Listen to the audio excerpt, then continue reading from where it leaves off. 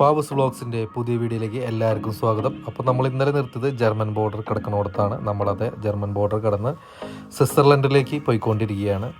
ഇപ്പോൾ German border കഴിഞ്ഞും Switzerland ബോർഡറിൻ്റെ ഇടയ്ക്കുള്ള ഇപ്പോൾ നമ്മൾ പോയിക്കൊണ്ടിരിക്കുന്ന സ്ഥലം നോ മാൻസ് ലാൻഡാണ്. ഈ രണ്ട് രാജ്യത്തിൻ്റെയും യാതൊരു അവകാശമില്ലാത്ത ഒരു സ്ഥലമാണ് ഈ സ്ഥലം. അപ്പോൾ നമ്മൾ അങ്ങോട്ട് പോയിക്കൊണ്ടിരിക്കേണ്ട ചെറുതായിട്ട് മൂക്കടഞ്ഞിട്ടുണ്ട്, അതുകൊണ്ട് സൗണ്ടിന് ചെറിയൊരു ഇതുണ്ട്. അല്ലെങ്കിൽ സൗണ്ട് സൂപ്പറൊന്നുമല്ല, എന്നാലും പറഞ്ഞെന്നുള്ളൂ. അപ്പോൾ നമ്മളങ്ങനെ പോയിക്കൊണ്ടിരിക്കണം. അപ്പോൾ നിങ്ങൾക്ക് കാഴ്ചകളിലേക്ക് കിടക്കാം. ഇത് ഞങ്ങളന്ന് ഇന്നലെ ഒരു ക്ലോക്ക് വാങ്ങിച്ചിട്ടുണ്ടായിരുന്നല്ലോ. അപ്പോൾ ആ ക്ലോക്ക് ജർമ്മൻ ബോർഡറിൽ സ്റ്റാമ്പ് ചെയ്ത് കിട്ടിയതാണ്.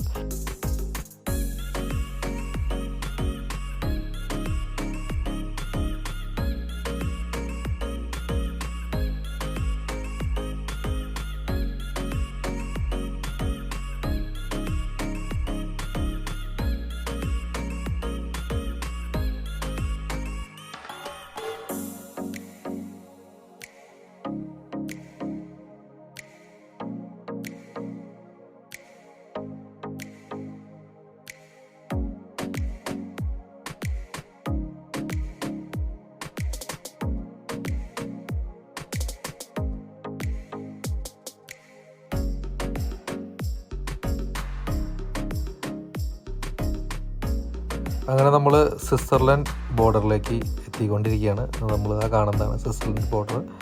അവിടെ നമുക്കങ്ങനെ ചെക്കിംഗ് ഒന്നുമില്ല, നമുക്ക് നേരെ കടന്നു പോകാനും ചെക്കിങ്ങൊക്കെ ജർമ്മൻ ബോർഡറിൽ ഓൾറെഡി കഴിഞ്ഞു.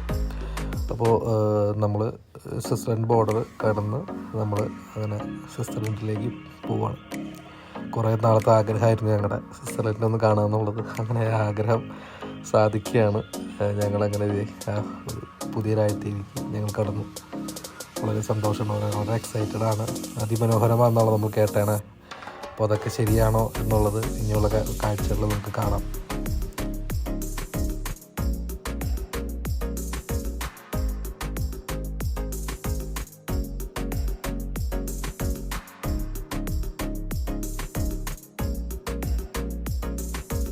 അപ്പോൾ നമ്മൾ ഈ സ്വിറ്റ്സർലൻഡ് ബോർഡർ കടന്നു കഴിഞ്ഞാൽ നമ്മുടെ ആദ്യത്തെ ഡെസ്റ്റിനേഷൻ റൈൻ ഫോൾസ് ആണ്. അത് വലിയൊരു വെള്ളച്ചാട്ടമാണ്.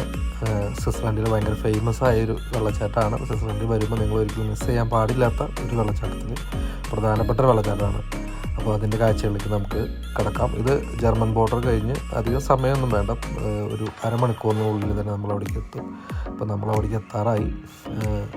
ഇനി രണ്ട് സൈഡിലും അതിമനോഹരമായ കാഴ്ചകളാണ്. സ്വിറ്റ്സർലൻഡിൽ നമ്മൾ എവിടെ വെച്ചാലും ഫ്രൈബാന്ന് പറഞ്ഞ പോലെയാണ് അവസ്ഥ. അത്ര മനോഹരമാണ്. ഞാൻ ഈ സൈഡിൽ വീഡിയോകൾ പിടിക്കുമ്പോഴേക്കും എൻ്റെ വൈഫ് ജീനി അപ്പുറത്തും പറയും അവിടെ അത് അടിപൊളിയാണ്. അപ്പോൾ അങ്ങോട്ട് ഫോൺ കൊണ്ടുപോകുമ്പോഴേക്കും അവിടുത്തെ കാഴ്ചകൾ കഴിഞ്ഞിട്ടുണ്ടാവും. അതാണ് ഇപ്പോഴത്തെ അവസ്ഥ. അപ്പോൾ അങ്ങനെയാണ് പോയിക്കൊണ്ടിരിക്കുന്നത്. അപ്പോൾ എന്തായാലും നിങ്ങൾ കാണാം, നമ്മൾ റൈൻ ഫോൾസിലേക്ക് എത്തിക്കൊണ്ടിരിക്കുകയാണ്. അപ്പോൾ അവിടുത്തെ കാഴ്ചകൾ കാണാം.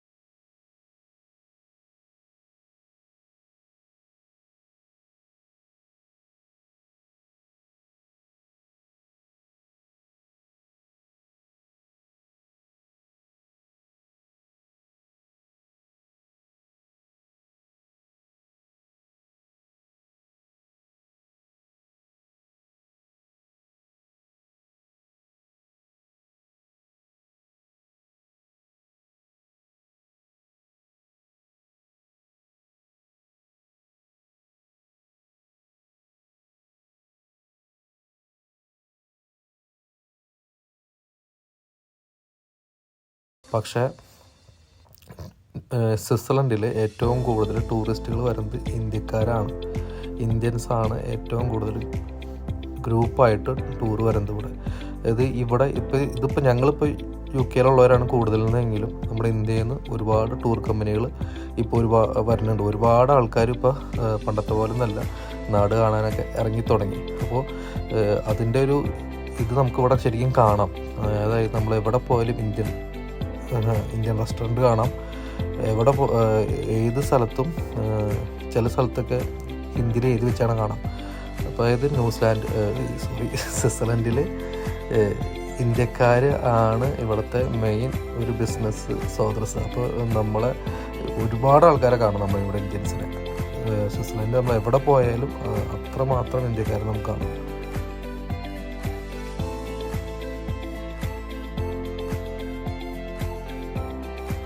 പിന്നെ നമ്മൾ ഇന്ത്യൻസ് ഒരുപാട് ഷോപ്പിംഗ് നടത്തുമെന്നാണ് പറയണത്. ഇതൊക്കെ ഞങ്ങളുടെ ഈ ബസ്സിൽ കോച്ച് പറഞ്ഞതാണ് കേട്ടോ. അതായത് ഞങ്ങളുടെ മാനേജർ പറഞ്ഞതാണ്. അതായത് നമ്മുടെ ഇന്ത്യക്കാർ ഒരുപാട് സാധനങ്ങൾ വാങ്ങിക്കും. അതുകൊണ്ട് തന്നെ പക്ഷെ നമുക്ക് ഈ പറഞ്ഞ പോലെ ഈ പ്ലീസ് അങ്ങനെ താങ്ക് യു പറയുന്ന അങ്ങനെ കാര്യങ്ങളൊക്കെ വളരെ കുറവാണ്. പക്ഷെ അതല്ലാണ്ടെന്ന് വെച്ച് കഴിഞ്ഞാൽ നമ്മൾ എല്ലാം സ്പീഡിലാണ്, നമുക്കെല്ലാം സ്പീഡായിട്ട് വേണം. അപ്പം നമ്മളവിടെ ചെന്ന് കഴിഞ്ഞാൽ ഒരു തിരക്കുണ്ടാവും ഓട്ടോമാറ്റിക്കാണ്. മറ്റുള്ളവർ ക്യൂ നിൽക്കുകയാണെങ്കിൽ നമ്മൾ ഇടിച്ച് കയറി ചെല്ലുമല്ലോ. അപ്പോൾ ഞങ്ങളുടെ അടുത്ത് ഈ ബസ്സിലെ മാനേജർ പറഞ്ഞു, ചില സ്ഥലങ്ങളിൽ ശരിക്കും നിങ്ങൾ ഇന്ത്യൻസിൻ്റെ സ്വഭാവം നിങ്ങൾ പുറത്തെടുത്താൽ മാത്രമാണ് നമുക്ക് വേഗം കാര്യങ്ങളിവിടെ നടക്കുള്ളൂ. നമ്മൾ മറ്റുള്ളവർ കടന്നു പോട്ടെ എന്നൊക്കെ വിചാരിച്ചെങ്കിൽ ഇത്രയും തിരക്കുള്ള സമയത്ത് ഒന്നും നടക്കില്ല. കാരണം ആൾക്കാർ നോക്കുന്നില്ല. അപ്പോൾ ഞങ്ങളുടെ അടുത്ത് എത്രയും പെട്ടെന്ന് നിങ്ങൾ ഒരുമിച്ച് ഒരു ഗ്രൂപ്പായിട്ട് നിൽക്കണം. നമ്മൾ ഞങ്ങളുടെ വരികളുടെ ഇടയിൽ ആരെങ്കിലും കയറി കഴിഞ്ഞാൽ അവർ തട്ടി മാറ്റിക്കോണം എന്നൊക്കെ ഞങ്ങളുടെ അടുത്ത് പറഞ്ഞു. അങ്ങനെ ഞങ്ങൾ ബോട്ടിൽ കയറി. അങ്ങനെ ഞങ്ങൾ യാത്ര തുടങ്ങാൻ പോകുമ്പോൾ യാത്ര നിങ്ങൾ കണ്ടോളൂ. ഞാൻ കൂടുതൽ പറഞ്ഞ് അലപ്പാക്കണില്ല.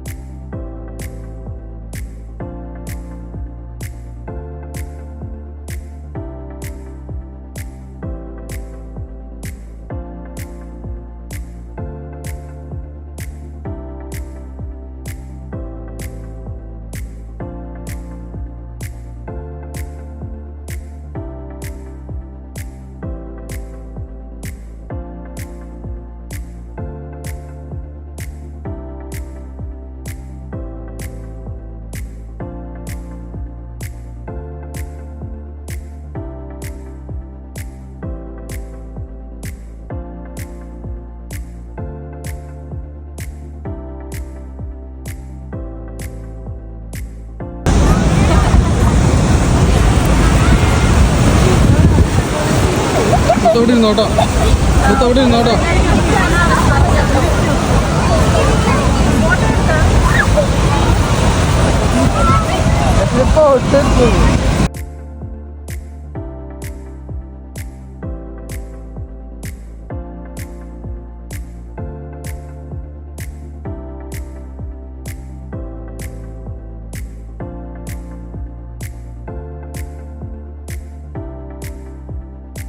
നമ്മൾ ഈ വെള്ളച്ചാട്ടത്തിൻ്റെ തൊട്ടടുത്തേക്ക് വരെ ഈ ബോട്ടുകാർ കൊണ്ടുപോയി. സാധാരണ അങ്ങനെ കൊണ്ടുപോകാറില്ല എന്നാണ് പറഞ്ഞത്.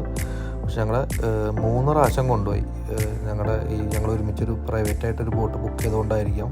പിന്നെ ഈ ഞങ്ങളുടെ ഈ കോച്ചിൻ്റെ മാനേജർ നല്ലൊരു പുള്ളിക്കാരൻ, ഇവർ പരിചയമുണ്ട്. അപ്പോൾ അതുകൊണ്ട് തന്നെ പുള്ളിക്കാരൻ പ്രാവശ്യം കഴിഞ്ഞ് പറഞ്ഞ് വീണ്ടും പ്രാവശ്യം വേണ്ടി പോകുമെന്നൊക്കെ ചോദിച്ചപ്പോൾ അയാൾ വീണ്ടും പോയി.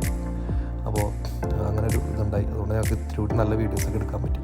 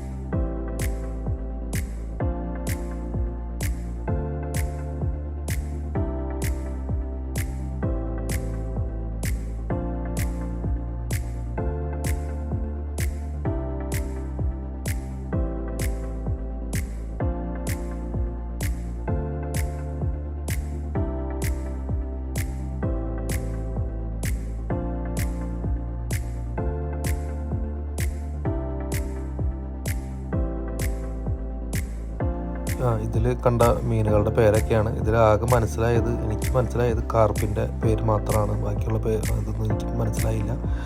കണ്ട് പരിചയമുണ്ട് ചില മീനുകളൊക്കെ, എന്നാലും മനസ്സിലായില്ല. അങ്ങനെ ഞങ്ങൾ അടിപൊളി വ്യൂസ് ഫോട്ടോസൊക്കെ എടുത്തുകൊണ്ടിരിക്കുക.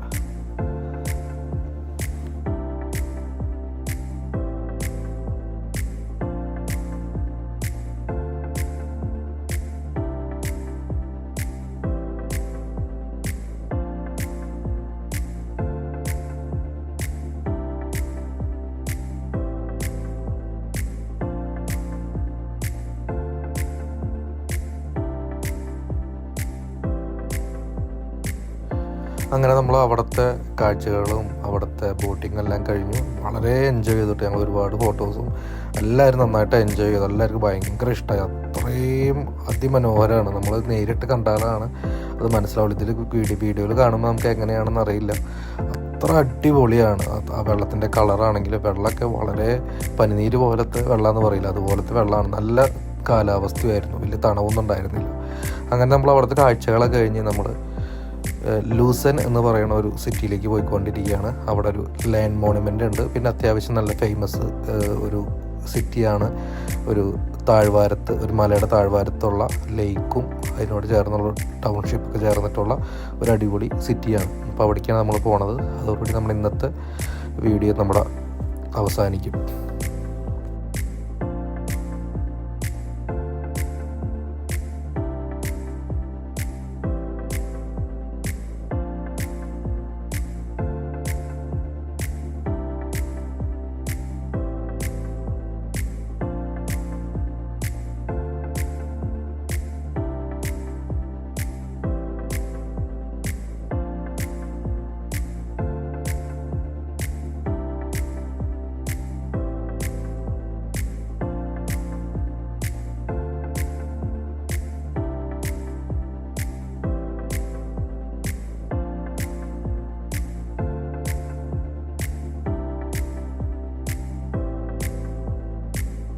ആണ് നമ്മൾ ഇന്ത്യയുടെ പതാക പറക്കണം.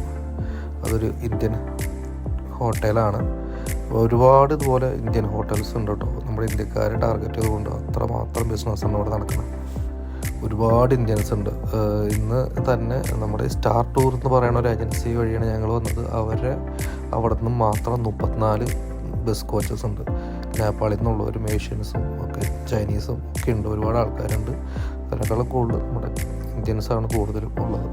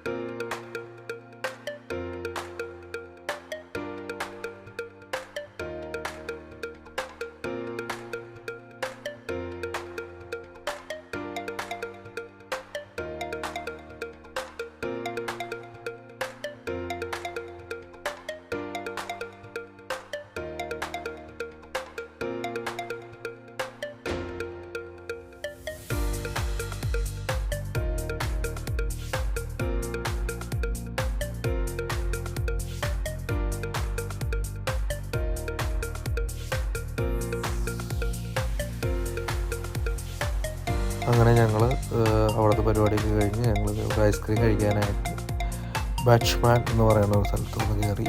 അവിടെ ചോക്ലേറ്റും ഇവിടുത്തെ സ്വിറ്റ്സർലൻഡ് ചോക്ലേറ്റുകളൊക്കെ ഉണ്ട്, സ്വിസ് ചോക്ലേറ്റുകളൊക്കെ ഉണ്ട്.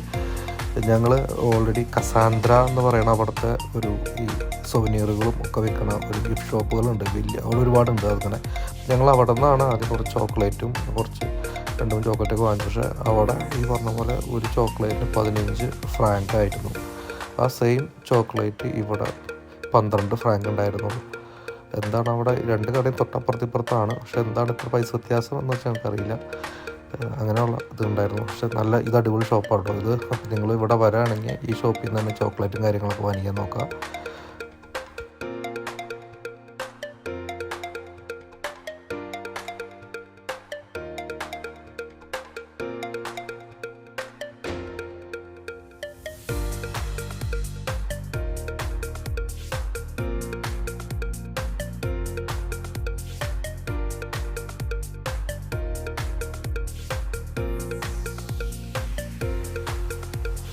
അങ്ങനെ ഞങ്ങൾ ലയൺ മോണമെൻ്റ് കാണാൻ പോവാണ്. എന്താണെന്ന് വെച്ചാൽ ഇതിൻ്റെ കഥ എന്ന് വായിച്ചു കഴിഞ്ഞാൽ, അതായത് ജർമ്മൻകാരും സ്വിറ്റ്സർലൻഡുകാരും തമ്മിൽ യുദ്ധം ഉണ്ടായപ്പോൾ ജർമ്മൻകാർ സ്വിറ്റ്സർലൻഡ് ആർമീനെ ബാക്കിൽ നിന്ന് കുത്തി എന്ന് പറഞ്ഞിട്ട് അങ്ങനെ കുറേ ആൾക്കാർ മരിച്ചു. അതിൻ്റെ ഓർമ്മയ്ക്കായിട്ടുള്ളതാണ് ഇത്. അതായത് ഇതിൻ്റെ കഥ നടക്കുന്നത് എങ്ങനെയാണ്, ഇവർ ജർമ്മനും ഇതായിട്ട് യുദ്ധം ഉണ്ടായപ്പോൾ ജർമ്മൻകാർ ഒരു സ്റ്റോറി അടിച്ചിറക്കി. അതായത് ഇവിടുത്തെ സ്വിറ്റ്സർലൻഡിലെ ഭരണാധികാരി കീഴടങ്ങിയെന്ന്. അപ്പോൾ ഇവർ യുദ്ധം അവസാനിപ്പിച്ച് ഇവർ തിരിച്ച് പോണ സമയത്ത് ജർമ്മൻ സോൾജേഴ്സ് ബാക്കിൽ നിന്ന് വന്ന് വെടിവെച്ച് കൊന്നു, അതായത് ബാക്ക് സ്റ്റാപ്പ് ചെയ്തു എന്നുള്ളതിൻ്റെ ഓർമ്മയ്ക്കാണ്. അപ്പോൾ ഇവിടെ വലിയൊരു കല്ലാണ്, വലിയൊരു പാറക്കല്ല്, അതിൻ്റെ ഉള്ളിൽ ഒരു സിംഹത്തിനെ കൊത്തി വെച്ചേക്കാണ്. അപ്പോൾ ആ സിംഹത്തിൻ്റെ ഈ ബാക്ക് സ്റ്റാബ് ചെയ്തു എന്ന് പറയുന്നതിൻ്റെ ഓർമ്മയ്ക്കായിട്ട് ഈ സിംഹത്തിൻ്റെ പുറത്ത് ഒരു വലിയൊരു കത്തി കുത്തി വെച്ചിട്ടുണ്ട്. ഞാനത് സൂം ചെയ്ത് കാണിക്കാം, അപ്പോൾ നിങ്ങൾക്ക് മനസ്സിലാവും. പിന്നെ ഇതൊരു ഒറ്റ കല്ലിലാണ് ഇത് കൊത്തി ഉണ്ടാക്കിയത്. അപ്പോൾ അതിൻ്റെ ഓർമ്മയ്ക്കാണ് ഇവിടെ ഒരുപാട് ആൾക്കാർ വന്നു പോണതാണ്. ഈ മരിച്ച സ്വിറ്റ്സർലൻഡ് ആർമിയുടെ ഒരു ഓർമ്മ സ്ഥലമാണ് ഇത്.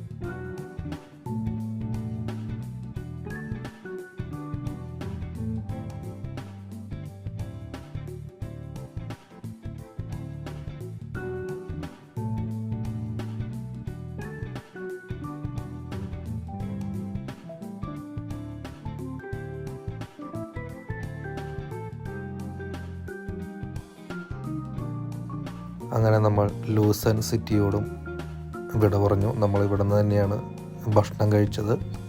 അങ്ങനെ ഇനി നമ്മൾ നേരെ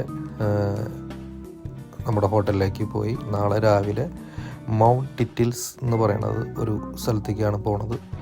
അവിടെ 10,000 ഫീറ്റ് ഹൈറ്റുള്ള ഒരു മഞ്ഞുമലയാണ്. അപ്പോൾ ആ മലയുടെ മുകളിലേക്ക് കേബിൾ കാർ വഴിയാണ് നമ്മൾ പോണത്. പിന്നെ നമ്മൾ ഐസ് ഫ്ലയർ ചെയ്യാനുണ്ട്, അതിൻ്റെ വീഡിയോസൊക്കെ നാളെ നമ്മൾ കാണിക്കാം. അപ്പോൾ വീഡിയോ ഇഷ്ടമായെങ്കിൽ ലൈക്ക് ചെയ്യുക, ഷെയർ ചെയ്യുക, സബ്സ്ക്രൈബ് ചെയ്യുക. പിന്നെ നമ്മൾ ഒരു ഫേസ്ബുക്കിൽ നമ്മൾ ഈ വീഡിയോ പോസ്റ്റ് ചെയ്യുന്നുണ്ട്. അപ്പോൾ ഫേസ്ബുക്കിലും കാണുന്നവർ അതൊന്ന് ആ പേജ് ഒന്ന് ഫോളോ ചെയ്താൽ വലിയ ഉപകാരമായിരിക്കും, ഒരു സപ്പോർട്ടായിരിക്കും. നമ്മളത് ഇതുപോലെ എന്നും വീഡിയോസും ചെയ്തപ്പോൾ ഇതുപോലെ യാത്രകൾ ചെയ്യുമ്പോഴാണ് വീഡിയോസൊക്കെ ചെയ്യാൻ ഉദ്ദേശിക്കുന്നത്. നമ്മൾ ഒരുപാട് UK ഒരുപാട് യാത്രകൾ നടത്തിയിട്ടുണ്ട്, പക്ഷെ പലതിൻ്റെ വീഡിയോ ഒന്നും പിടിക്കാൻ പറ്റിയിരുന്നില്ല. അപ്പോൾ ഇതൊരു യൂറോപ്യൻ ട്രിപ്പാണല്ലോ, അപ്പോൾ അതിൻ്റെ ഒരു മെമ്മറി ആയിട്ട് നമ്മൾ പിടിച്ചതാണ്. നമ്മൾ വലിയൊരു വ്ളോഗറോ വലിയൊരു പ്രൊഫഷണൽ വീഡിയോ എഡിറ്റ് ചെയ്യണ ഒരാളൊന്നുമല്ല. നമ്മുടെ കയ്യിലെ ആപ്പൊക്കെ വെച്ച്, ഫോണിലെ ആപ്പൊക്കെ വെച്ചിട്ട് നമ്മൾ തട്ടിക്കൂട്ടിയ ഒരു എഡിറ്റിങ്ങും നമ്മുടെ ഫോണിൽ തന്നെ നമ്മൾ വോയിസ് റെക്കോർഡ് ചെയ്തിട്ടാണ് ഞാൻ ഈ കാര്യങ്ങളൊക്കെ പറയുന്നത്. അപ്പോൾ അതിൻ്റേതായ പാകപ്പിഴകളൊക്കെ ഉണ്ടാവും. അപ്പോൾ എല്ലാവരും തെറ്റുകുറ്റങ്ങളൊക്കെ ക്ഷമിക്കുക, കൂടുതൽ സപ്പോർട്ട് ചെയ്യുക. അപ്പോൾ താങ്ക് യു ഫോർ വാച്ചിങ്.